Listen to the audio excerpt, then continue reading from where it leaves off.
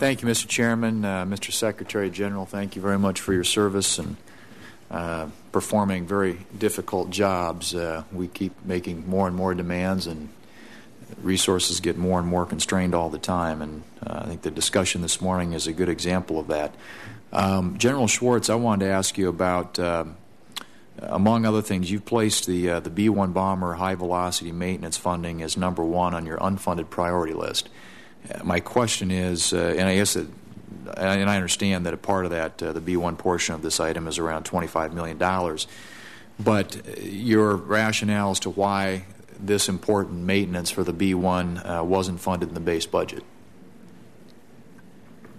So the background on high-velocity maintenance is the basic principle comes from the commercial sector, where you take airplanes into depot-level maintenance more frequently.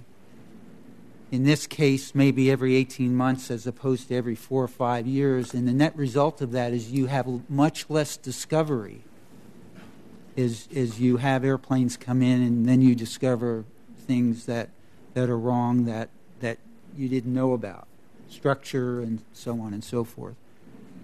The principle in the commercial sector demonstrates that looking at airplanes more frequently at the depot level can save you money. And it is an appropriate initiative.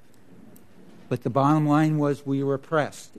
Just as in a case in point, we deferred in our budget, trying to balance all the demands, 109 depot visits of aircraft and 163 engine overhauls.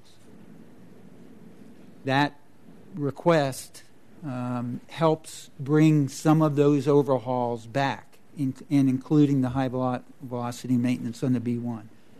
I mean, think about this, Senator Thune. We're asking for additional dollars for sustainment, not for a platform, not for something you would expect for it, but to maintain our machines to make sure that we maintain readiness.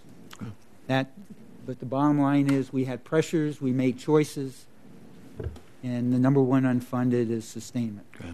How many B-1s would you think would be impacted by that requested funding? We have 66, sir, and ultimately it would be all of them. Okay. General, as you know, the integration of the Sniper Advanced Targeting Pod into the B-1 bomber and other Air Force aircraft has contributed greatly to effective close air support in Afghanistan. However, there seems to be a lack of these advanced targeting pods for training because they're in such high demand in theater. Crews then are using these advanced targeting pods overseas in combat. However, they're having a limited ability to train on them here at home. Does the Air Force have need for additional advanced targeting pods for training use? Sir, you make a good point. The program of record, which is funded, is to grow to 375 sniper pods in the Air Force. We've had 241 delivered thus far. When we get to the full program, we will be able to dedicate the pods to specific tail numbers. But until we get there, typically what we are doing, it is true, is bringing the pods to the unit that will be deploying 3 to 4 months in advance of their deployment so they can refine their skills and such with respect to precision targeting. Again, this is a matter of, it's a temporal issue. It is not a funding issue. We will get well as the additional pods are delivered. Okay.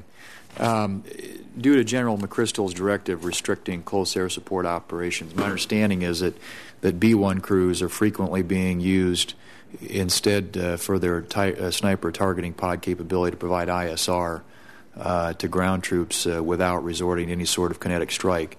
Do you have any idea or notion of how frequently air crews are being utilized by ground troops in Afghanistan simply for ISR purposes?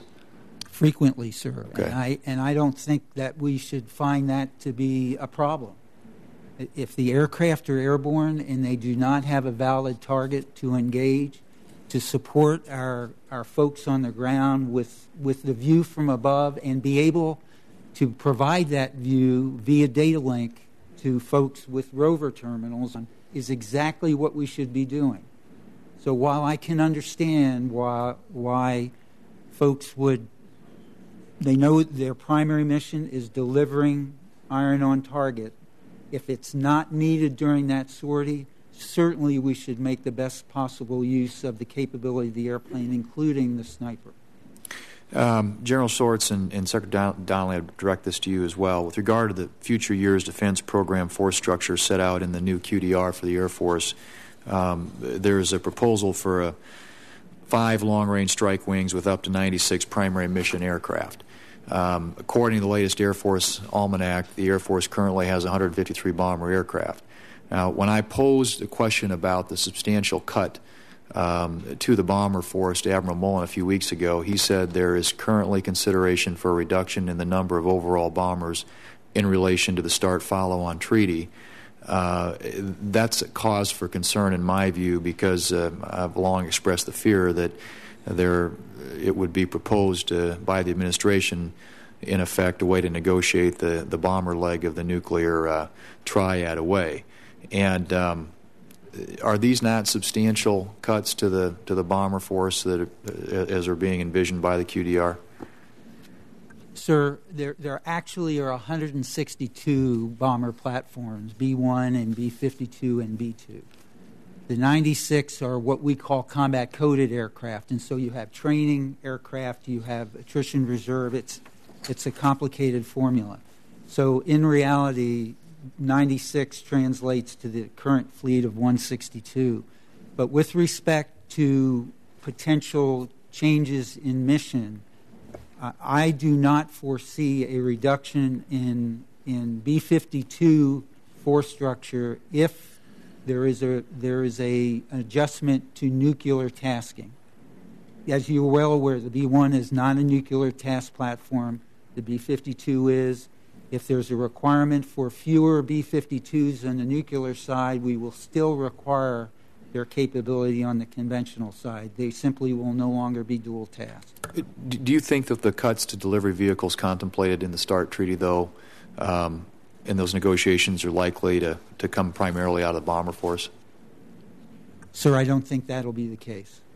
I do not. I guess I think my time is up, Mr. Chairman, but if I have one quick question, can I ask? All right. Go ahead. Yep. General Cartwright indicated, and this is a quick, that we run the risk of making the triad a dyad if we go below 800 delivery vehicles in the follow-on START treaty. Do you share that concern? The issue for the Air Force, sir, is what I would call critical mass, both on the bomber side and the missile side.